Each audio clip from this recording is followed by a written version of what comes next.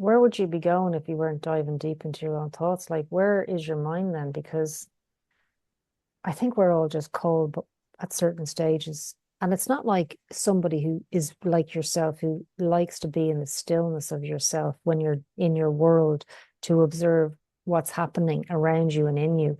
And then there's somebody who's just highly medicated, let's say, on pharmaceutical drugs because they're just not interested in being here really.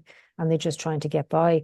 Like that's not a less evolved soul. That's just a soul that needs to be exactly where it is, right? Because and you're Yeah. exactly where you need to be. So if you're levitating during your meditation and he's taking more oxycontin or whatever it is, like so be it. Because how how that soul has its own trajectory and my soul has its own trajectory. So us trying to fit into a system where we're meant to all kind of like wear the same uniform per se, like that's kind of insane.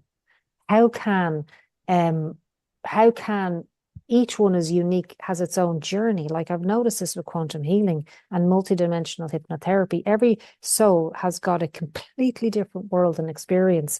And so it's impossible to judge. Like judging is irrelevant. It doesn't even exist because that soul is, if it's really suffering, like someone was talking about Tina Turner today, had a terrible childhood and then she married a really abusive guy and now she's a Buddhist monk, let's say, but her soul designed, I believe, that David, I could disagree, but I tend to think that we are really the masters of it all.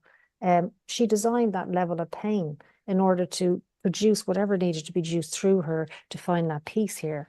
There's like, I just think that we do that, and that's taking full responsibility and accountability for what's happening in your life and saying, well, well, I was raped when I was, let's say, 15, or I was beaten by my dad, or I was went to school and the nuns beat me. Whatever your story is sad and as sad and as debilitating as it is, you have the power to overcome that.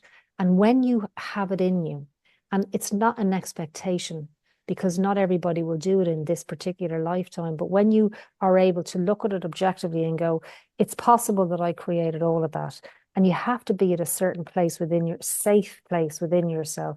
And when you get there, it's like the hot air balloon is released because there's no more blame and there's no more anger and there's no more cortisol pumped through your veins. It's just like, okay, so if that happened, then I can change it to this. Then I get to play here.